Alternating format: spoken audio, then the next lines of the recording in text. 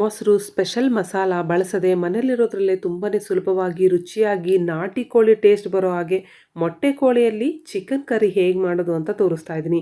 Video ಪೂರ್ತಿ ನೋಡಿ.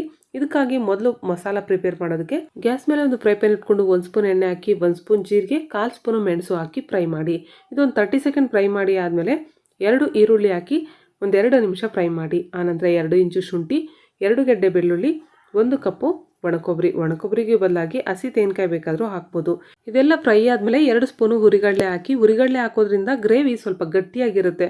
ಹಾಗೆ 1 ಇಂಚು ಚಕ್ಕೆ, 6 ಲವಂಗ, 2 ಏಲಕ್ಕಿ ಹಾಕಿ ಈ ರೀತಿ ಫ್ರೈ ಮಾಡಿ ಗ್ಯಾಸ್ ಫ್ಲೇಮ್ ಆಫ್ ಮಾಡಿ ತಣ್ಣಗಾಗೋದಕ್ಕಿಡಿ. ಮಿಕ್ಸಿ ಜಾರಲ್ಲಿ 2 ಟೊಮೆಟೊ ಹಾಕಿ ನುಣ್ಣಗೆ ಗ್ರೈಂಡ್ ಮಾಡಿ ಇಟ್ಕೊಳ್ಳಿ. ಇದೇ ಮಿಕ್ಸಿ ಜಾರ್ಗೆ ಈ ಮಸಾಲ ಎಲ್ಲ ಹಾಕಿ ನುಣ್ಣಗೆ ಗ್ರೈಂಡ್ ಮಾಡ್ಕೋಬೇಕು. ಈಗ ಗ್ಯಾಸ್ ಮೇಲೆ ಒಂದು ಕುಕ್ಕರ್ ಇಟ್ಕೊಂಡು 2 ಟೇಬಲ್ ಸ್ಪೂನ್ ಅಷ್ಟು ಎಣ್ಣೆ ಹಾಕ್ಕೊಳ್ಳಿ. ಹೋಲ್ ಬಿರಿಯಾನಿ ಸ್ಪೈಸಸ್ ಹಾಕಿ ಇದನ್ನು 30 ಸೆಕೆಂಡ್ ಫ್ರೈ ಮಾಡಿ. 1 ಈರುಳ್ಳಿ ಹಾಕಿ ಈರುಳ್ಳಿ ಕಲರ್ ಚೇಂಜ್ ಆಗೋವರೆಗೂ ಫ್ರೈ ಮಾಡಿ.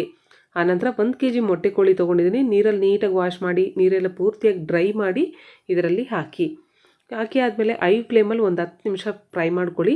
ಈಗ ಫ್ರೈ ಮಾಡಬೇಕಾದ್ರೆ ರುಚಿಗೆ ತಕ್ಕಷ್ಟು ಉಪ್ಪು ಈಗಲೇ ಹಾಕಿ ಚಿಕನ್ ಚೆನ್ನಾಗಿ ಹಿಡಿಯುತ್ತೆ. ಚಿಕನ್ನಲ್ಲಿರುವಂಥ ನೀರೆಲ್ಲ ರಿಲೀಸ್ ಆಗಿದೆ ನೋಡಿ. ಈ ರೀತಿ ರಿಲೀಸ್ ಆಗಿ ನೀರೆಲ್ಲ ಪೂರ್ತಿಯಾಗಿ ಡ್ರೈ ಆಗೋವರೆಗೂ ಫ್ರೈ ಮಾಡಿ. 1/4 ಸ್ಪೂನ್ ಅರಿಶಿನ ಪುಡಿ, 2 ಸ್ಪೂನು ಅಚ್ಕಾರದ ಪುಡಿ, 2 ಸ್ಪೂನು ಕೊತ್ತಂಬರಿ ಪೌಡರ್ ಹಾಕಿ ಈ ಮಸಾಲೆ ಎಲ್ಲ ಚಿಕನ್ಗೆ ಹಿಡಿಯೋ ಹಾಗೆ ಚೆನ್ನಾಗಿ ಮಿಕ್ಸ್ ಮಾಡಿ. ಆನಂತರ ಮಿಕ್ಸಿಯಲ್ಲಿ ಗ್ರೈಂಡ್ ಮಾಡುವಂಥ ಟೊಮೆಟೊ ಪ್ಯೂರಿ ಹಾಗೆ ಮಸಾಲ ಪೇಸ್ಟ್ ಹಾಕಿ ಚೆನ್ನಾಗಿ ಮಿಕ್ಸ್ ಮಾಡಿ.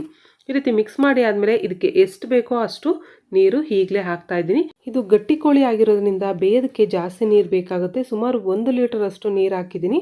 ಈಗ ಮುಚ್ಚಳ ಮುಚ್ಚಿ ಐ ಫ್ಲೇಮಲ್ಲಿ 1 ವಿಸಿಲು, ಮೀಡಿಯಂ ಫ್ಲೇಮಲ್ಲಿ 5 ವಿಸಿಲು, ಟೋಟಲ್ 6 ವಿಸಿಲ್ ಹಾಕ್ಸಿದ್ದೀನಿ ನೋಡಿ. ಈಗ ಮೊಟ್ಟೆ ಇರುತ್ತಲ್ವ ಅದನ್ನು ಹೀಗೆ ಹಾಕಿ ಒಂದು 5 ನಿಮಿಷ ಚೆನ್ನಾಗಿ ಕುದಿಸಿ ಮುಚ್ಚಳ ಮುಚ್ಚಿ.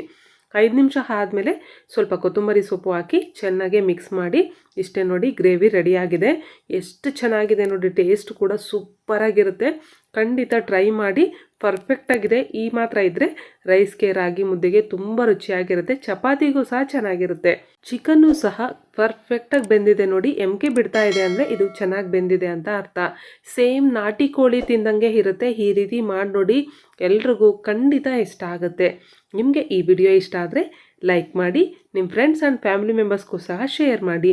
ಇಂಥ ಮತ್ತಷ್ಟು ಈಸಿ ಆ್ಯಂಡ್ ಟೇಸ್ಟಿ ಕ್ವಿಕ್ ರೆಸಿಪೀಸ್ಗಾಗಿ ಸ್ಪೈಸಿ ಊಟ ಚಾನಲ್ನ ಸಬ್ಸ್ಕ್ರೈಬ್ ಮಾಡ್ಕೊಳ್ಳಿ.